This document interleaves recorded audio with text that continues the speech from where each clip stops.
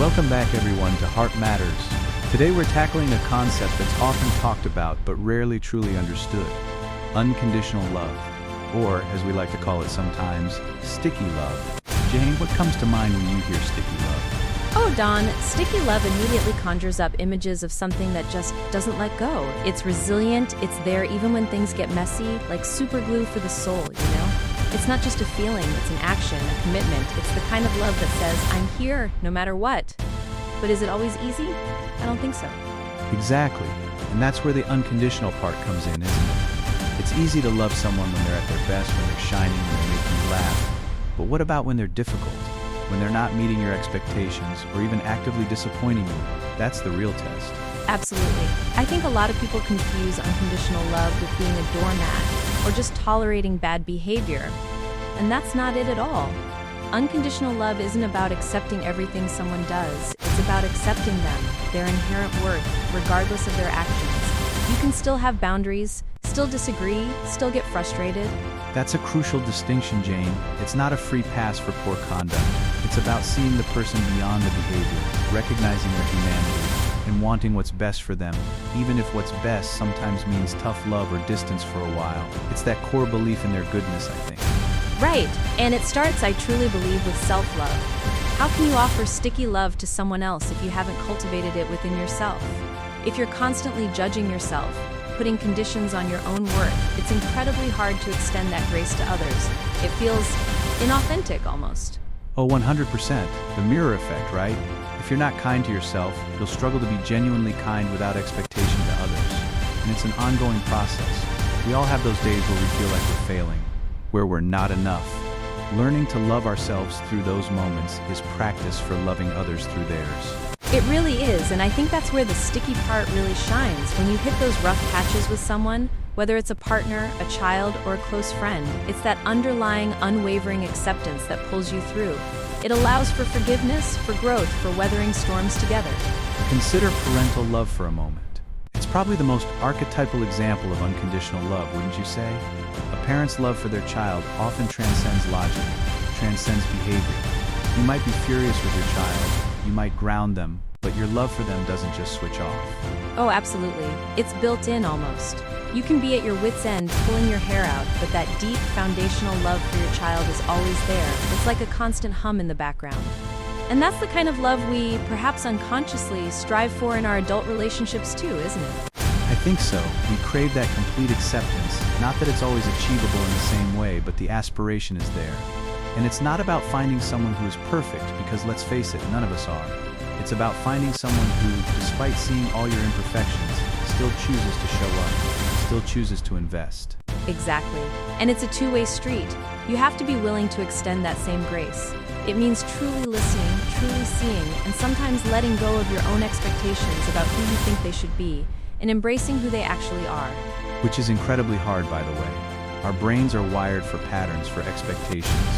When someone deviates from what we expect, our first instinct isn't always unconditional acceptance. It's often frustration or disappointment. Learning to override that, to pause and choose love, that's the work. It truly is work. It's a daily practice. And it also means being vulnerable. To truly offer sticky love, you have to be willing to be hurt, to be disappointed, because it's inevitable in any deep relationship.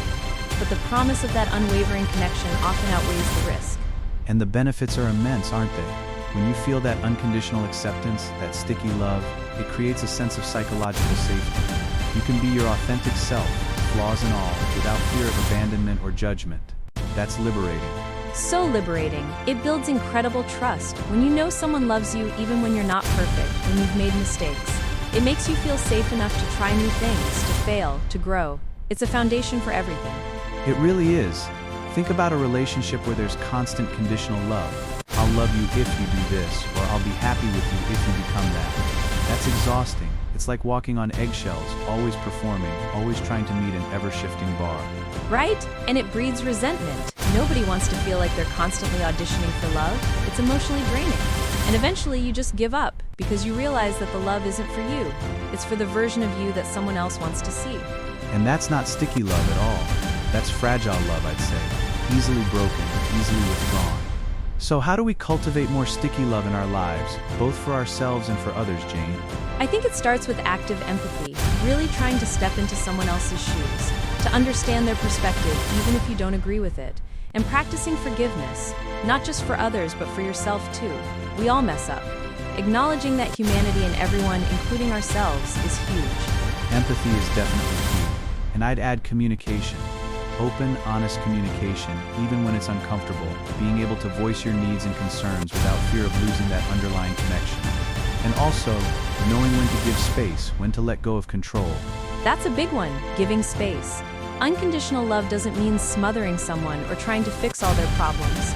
Sometimes it means letting them figure things out, offering support from the sidelines, and trusting their process. It's a delicate balance for sure. It absolutely is. And it's not a destination, is it? It's not like, oh, I've achieved unconditional love, check. It's a continuous journey, a daily choice, a constant unfolding. There will be days when it feels easier, and days when it feels like the hardest thing you've ever done. Totally. It's like tending a garden. It requires constant attention, weeding out the negative thoughts, nourishing the good. And sometimes things just don't grow the way you expect, but you keep tending to it anyway because you believe in its potential. What about the idea of tough love within unconditional love? Does that fit, or does it contradict it? Oh, it absolutely fits. I think tough love is often an act of profound unconditional love. It's saying, I love you so much that I can't stand by and watch you hurt yourself or others. I love you enough to give you the difficult truth, or to set a boundary that might make you uncomfortable. Because ultimately, I want what's best for your growth and well-being. It's not about punishment, it's about genuine care. That's a fantastic point. It's love in action, even when that action is challenging for both parties. It's about maintaining that core belief in the person's worth, even as you challenge their behaviors. It's not withdrawing love, it's expressing love through firmness. Exactly. And it requires immense strength, honestly. It's often easier to just enable someone or ignore a problem, but true sticky love, that unconditional kind, steps up even when it's hard. It's brave, I think. It takes courage. It requires you to be grounded in your own sense of self and worth, so you don't lose yourself in the process of loving someone unconditionally.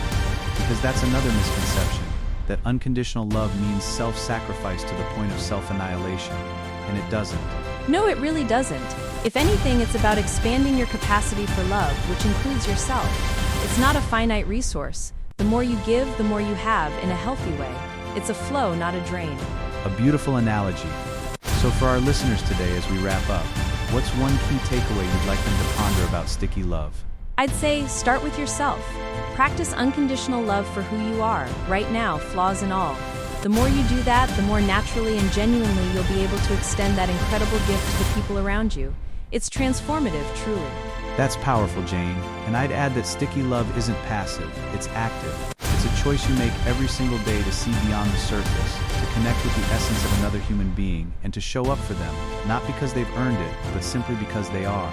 It truly is the glue that holds our most meaningful relationships together. Well said, Don. It's a journey worth taking for sure. Absolutely. And that's all the time we have for Heart Matters today. Thank you, Jane, for this insightful discussion. And thank you all for tuning in. Keep loving, keep growing, and keep that love sticky. We'll catch you next time.